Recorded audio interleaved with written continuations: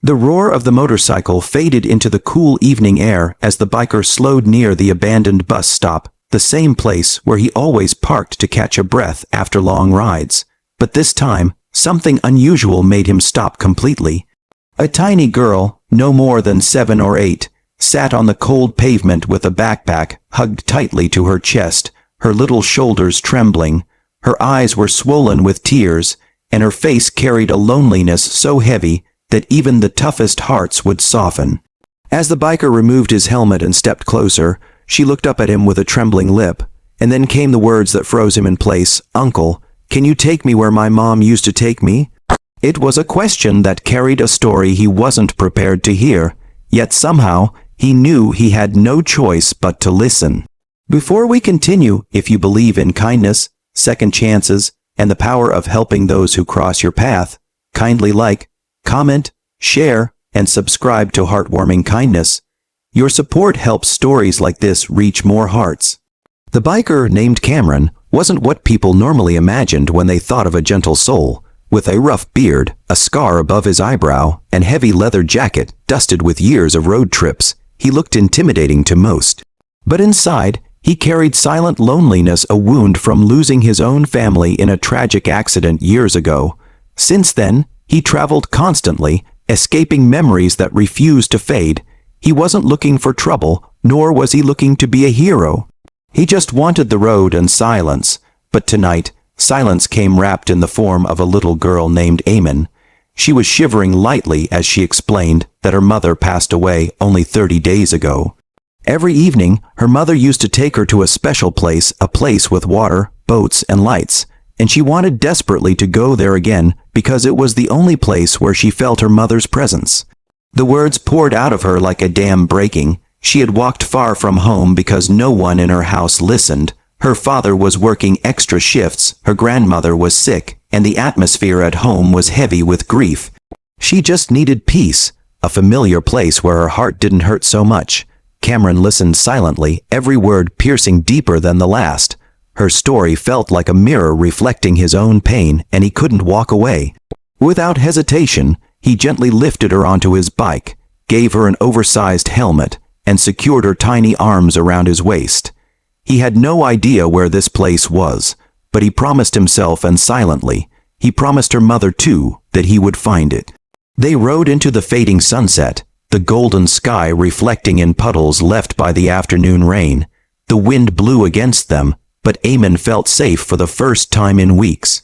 She rested her head lightly on Cameron's back, and he felt something unfamiliar, a sense of responsibility, almost fatherly, awakening inside him.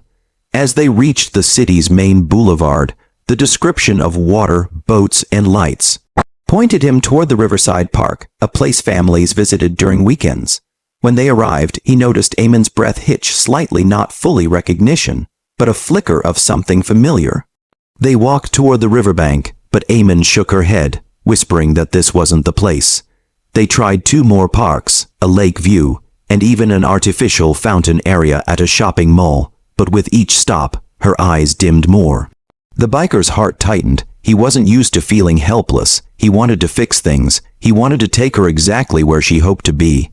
After hours of searching, as darkness wrapped the city, Cameron parked the motorcycle near a quiet riverside road. The lights shimmered beautifully on the water, and a distant ferry's horn echoed through the air. Eamon climbed off the bike slowly, defeated, but suddenly, she froze, her eyes widened, and she stepped closer to the railing. The sight of a small wooden pier with a single dim lamp brought tears streaming down her cheeks. She whispered that her mother used to sit with her at the edge of that pier, telling her stories, feeding ducks, and watching the small tourist boats pass by. This was the place. Cameron followed her down the wooden planks. The river quietly moved beneath them, carrying reflections of the city lights like floating stars. Eamon sat at the very end, her little legs dangling above the water. She reached into her backpack and pulled out a tiny folded paper boat. She told Cameron it was the last boat she and her mother folded together. Her mother believed that every boat carried a wish across the water. Eamon placed the boat gently on the surface. It floated softly, swaying as if acknowledging her presence. Cameron stood behind her, the cool breeze brushing his face, bringing with it painful memories of his own daughter, the one he lost long ago. Watching Eamon reminded him of the bonds he once cherished, the laughter he missed, and the guilt he carried for years, blaming himself for the accident. For the first time in years, he allowed tears to fill his eyes, though he wiped them quickly before the child noticed. Eamon finally looked up at him with a fragile voice, and said she wished she could come here every day, just like she used to. Cameron didn't know how to answer. He wasn't a father, nor a guardian, just a stranger who stopped his bike at the right time.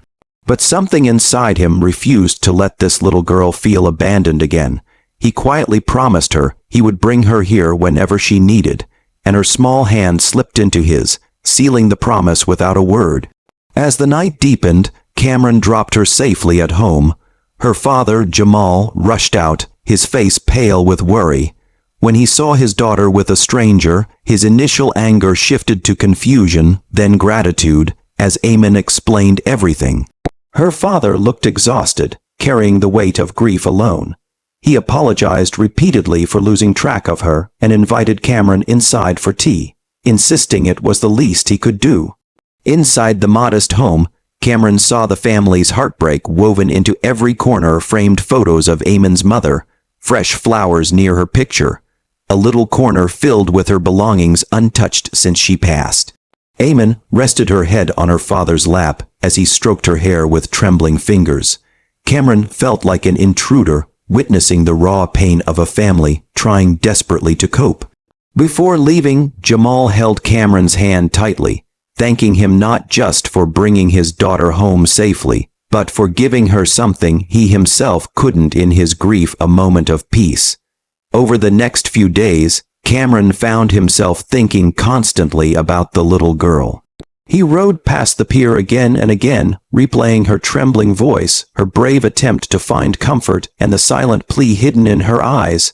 Finally, he decided to visit her home again, not out of obligation, but out of a calling he couldn't ignore. To his surprise, Eamon ran to him with the bright smile of a child who felt safe around someone. Jamal welcomed him warmly, and slowly, without planning, without intention, Cameron began visiting regularly. He helped with groceries, fixed broken hinges, repaired Eamon's bicycle, and sometimes just sat quietly with the family. The house, once filled with suffocating silence, slowly began to breathe again. Eamon laughed more, Jamal relaxed more, and Cameron felt a strange warmth growing in his heart, something he thought he'd never feel again. One evening, Eamon tugged his sleeve and asked if he would take her to the pier again. Without hesitation, he agreed. This time, Jamal also joined them. The three of them sat together on the old wooden pier, watching boats drift across the water. Eamon folded 3 little paper boats, one for her mother, one for her father, and one for Cameron. She whispered wishes into each before letting them go. Jamal placed a hand on Cameron's shoulder, silently acknowledging that this stranger had become something more than a passerby. As weeks turned into months, this unlikely friendship shaped into something like a family.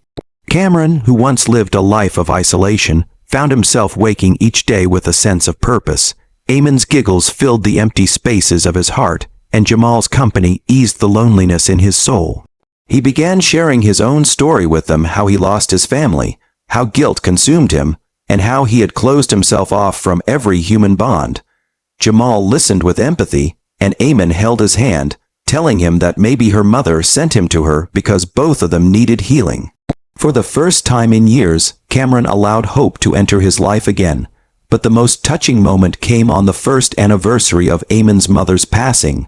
The 3 of them went to the pier together, carrying flowers, paper boats, and whispered prayers.